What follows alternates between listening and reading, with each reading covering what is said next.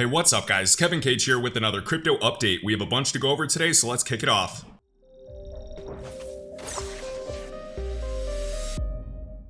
Alright, first up we have the company Ripple is officially working with the Hong Kong Monetary Authority HKMA, or the Central Bank of Hong Kong. We're working with businesses and financial institutions to move, manage and tokenize value. We're now working closely with the Hong Kong Monetary Authority to pilot a CBDC project tokenizing real-world assets on Ripple's CBDC platform built with the XRP ledger technology. With forward-thinking regulators and the momentum around crypto development, it's truly exciting to see what the future holds in Hong Kong. And this clip is from the head of International Business Development over at Ripple. So we have the Central Bank of Hong Kong working with Ripple, and years back in 2017, Ripple actually met with the People's Bank of China, or the Central Bank of all of China. I did videos on this in the past. There used to be a picture of them over in Ripple's office, but when you click this link, it's actually been deleted.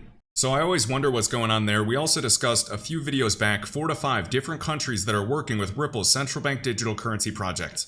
We've shared by Anders right here that BIS, the central bank of all central banks, in a paper with the European Central Bank, Cross-Border Payments Interoperability and Extension Task Force. And we can see representing the European Central Bank Director of General Market Infrastructure and Payments, Ulrich. And this just occurred a couple weeks back, and back in 2020 at Ripple's annual event discussing central bank digital currencies, we also had Ulrich presenting for the European Central Bank, alongside David Mills representing the Federal Reserve Board. And taking a look at this Cross-Border Payments Interoperability and Extension Task Force, we can see Ripple is a member next to Payments Canada, MasterCard. We have SIPS, the Clearinghouse, SWIFT, and RTGS Global. And just a quick reminder and a fact check on the pre-trial schedule, and this is from Crypto Law. Ripple the company is not going on trial, and Judge Torres' ruling that XRP, the token, is not a security, is not going to trial. And right now the focus is on the remaining dispute over the facts relating only to Chris Larson and Brad Garlinghouse and their sales of XRP. We can see out of nowhere, Gemini has listed XRP and now they're starting to shill it all over the place. They have always been, and their founders, nothing against them, but they have never cared about XRP to begin with. But great to see XRP getting a listing.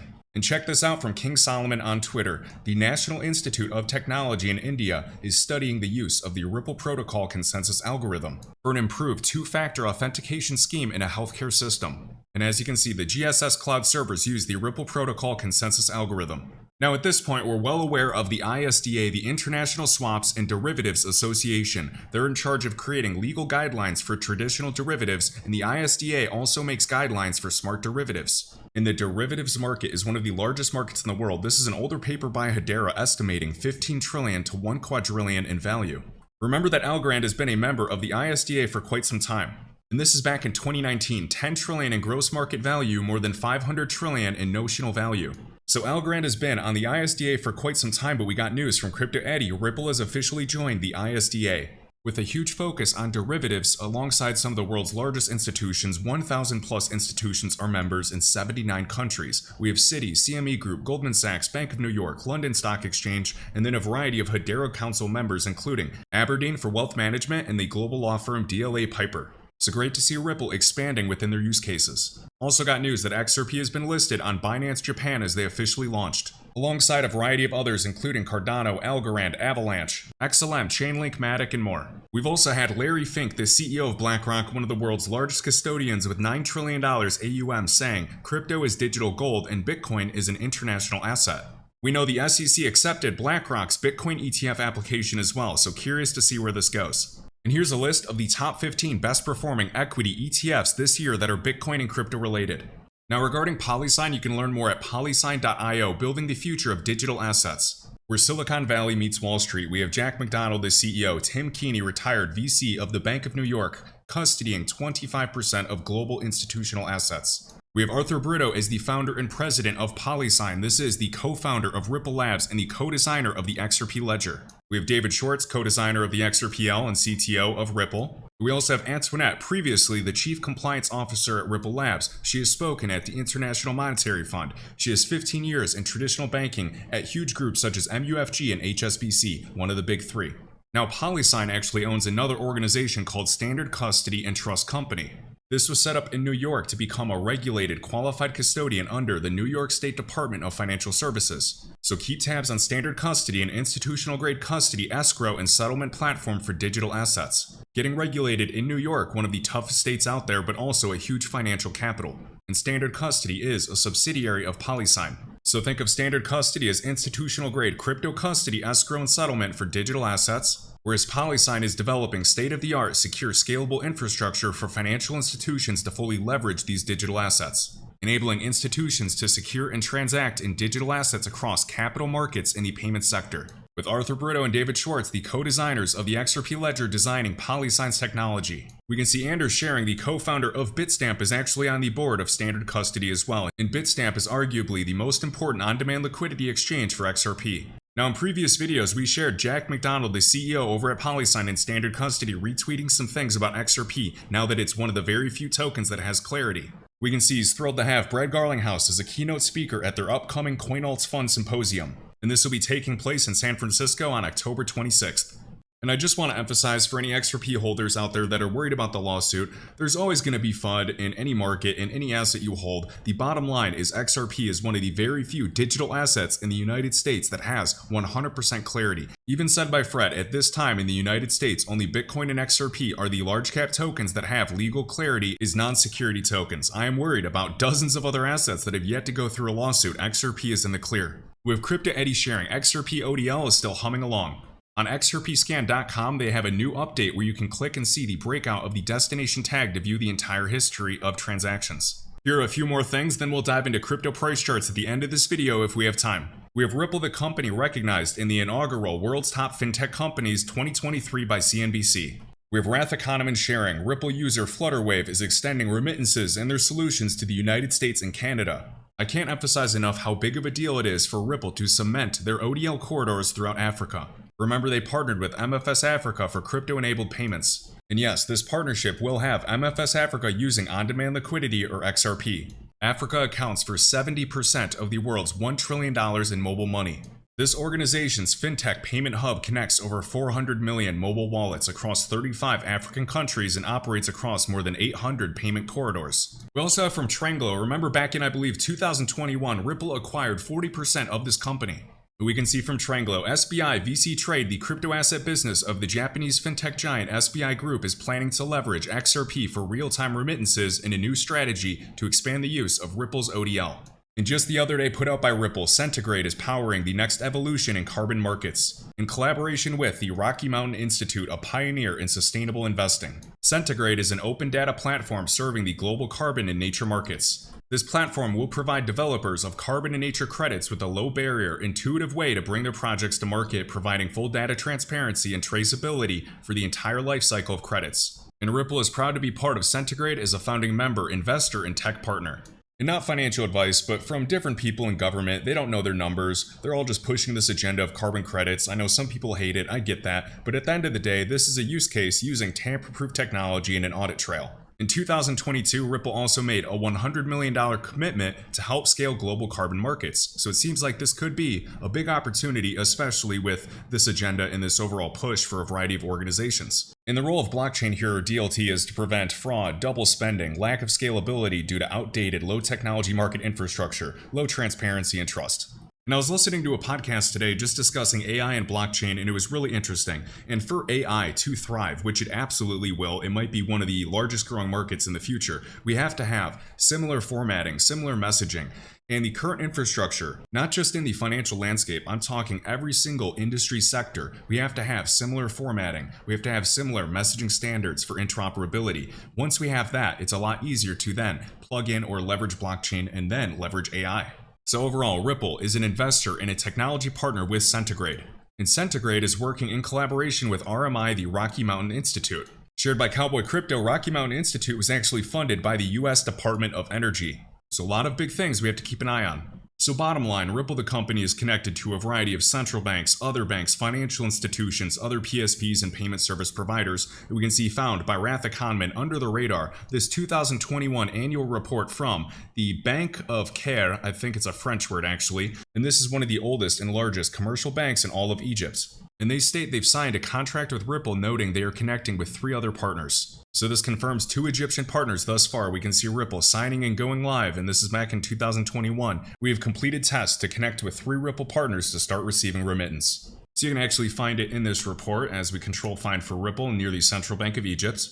Now remember a while back, the National Bank of Egypt, this is Northern Africa's largest bank, is actually connecting through RippleNet. So the National Bank of Egypt has connected with the UAE-based financial service provider Lulu Exchange to process payments between the UAE and Egypt. And Egypt seems like a large corridor. They received $24 billion in remittances in 2020 alone, making it one of the top 5 remittance recipients globally after India, China, Mexico, and the Philippines. We also have shared by Crypto Eddie institutional interest in XRP since the ruling of the SEC vs Ripple Labs in favor of XRP, and it led to an increase in AUM for Finekia platform. They are based in Canada. With this press release from 4 days ago, XRP increased by 57% to $76.8 million from $49 million.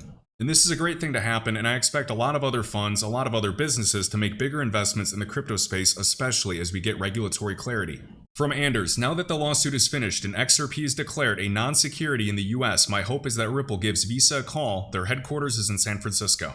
As he says, Visa could need a system to settle their payments. This is David Schwartz back in 2017. The Visa payment system itself does not settle. XRP is an asset that can be used for settlement. It's kind of like gold that can instantly teleport around the world. It does actually move value, and there's nothing to settle afterwards. You can see Visa is headquartered in San Francisco just like Ripple, and the race is on to build a true global real-time payment network. And from Visa, what we're doing is technically enabling every Visa credential to become an endpoint, meaning just by using the 16-digit that is on your card, you can land a transaction from anywhere. This immediately gives us a reach of 3.6 billion credentials out there. That's huge. But what we want to build is something that becomes so ubiquitous that anybody can send money anywhere. The ultimate goal, he says, is to become the de facto most efficient secure money movement network on Earth. We have Cowboy Crypto quoting Bob Way, one of the original Ripple employees. Once you have atomic settlement between central banks, it's game over. We can see the definition of atomic settlement here under the Digital Dollar Project. We also have Ripple enabling the Internet of Value, atomic settlements via central banks, real-time 24/7 payments with local currency settlement via central banks. And Binance the Exchange is pleased to announce that it has become the first fully licensed crypto exchange in El Salvador. And we have some news for XRP on the world's largest crypto ATM network integrating XRP support. And this company's name is CoinFlip. Let's quickly review some crypto price charts including XRP, XLM, Algo, Casper, HBAR, and more. So all of these price charts are side by side on the daily time frame, and this purple moving average is the 500-day MA. We can see a variety of assets were creating lows and eventually recovered. XLM wicked up to the 500-day MA, retraced, and then finally got this impulse above. So XLM from its cycle low is already done over a 100% move. Whereas the Algo price chart is still sitting near its all-time low price at 11 cents, well below the 500-day. We have XTC, another example, doing roughly 400% from its cycle low, as you can see, and this 500-day MA was acting as resistance until we finally blasted above. We can see Ethereum today is managing just above this 500-day. We have assets like Injective and Stacks that have both blasted well past their 500-day MA and are currently holding above that level. And Injective already did a 700 to 800% move. I would love for other alts to start getting that 200, 300, 400% move from their cycle low. We have XRP on the left and Casper on the right. So XRP is a great example of using this 500-day as initial resistance, flipping this level into support, and then getting a 100% move wick to wick. Whereas the Casper price chart still is yet to blast and do what XRP, XTC, Fetch, Render, Injective, Stacks, a variety have already done, blasting or at least drawing a decent impulse from those levels. There are open fair value gaps at 7 cents. If we do what XTC and XRP has done, that's roughly 10 to 13 cents for Casper if we got the impulse. And just to note, I know XRP is pulling back a bit after just drawing 100% up, which is completely normal, but we do have an open fair value gap at $1.10. We also have the Rose price chart and HBAR still below their 500-day MA, and they both have imbalances or sell-side imbalances above and weekly fair value gaps. You can see Bitcoin Cash also did this huge impulse, 250% over the 500-day, and Fetch did over a 10x, over 1000% move from its cycle low. You can see in this picture, it is currently back below the 500-day, using it as previous support, now flipped to resistance. We have Energy Web Token trying to get past this 500-day. I'm hoping we get a decent impulse soon. And then API 3 got some wicks on OKX up to the 500-day, but we're still below this level. We have Bitcoin battling above the 500-day. I'm hoping we can hold above this and head towards 35 to 42K sooner than later. And QNT here is below the 500-day. As you can see, this was previous resistance. We got that blast, but then fell back below this level. Open weekly fair value gaps at lower levels. So beware of that. I know it doesn't take too much for QNT to pump, especially when Bitcoin moves, but just keep in mind on large buy-side and sell-side imbalances. We have a huge buy-side imbalance down here. And since QNT already did from this cycle low over a 5x, I'm much more focused on other assets that are sitting at their lows and haven't even done a 2, 3, or 4x from their low. Here's the total crypto market cap, barely above the 500-day MA, and here is the altcoin market. So this is the total crypto market cap excluding Bitcoin, and you can see we're still battling and below the 500-day. Let's see what the future holds as the crypto asset class is at a $1 trillion asset class, a fraction of other asset classes. The global stock market and equities market is over 100 trillion. We are sitting at 1% of that value.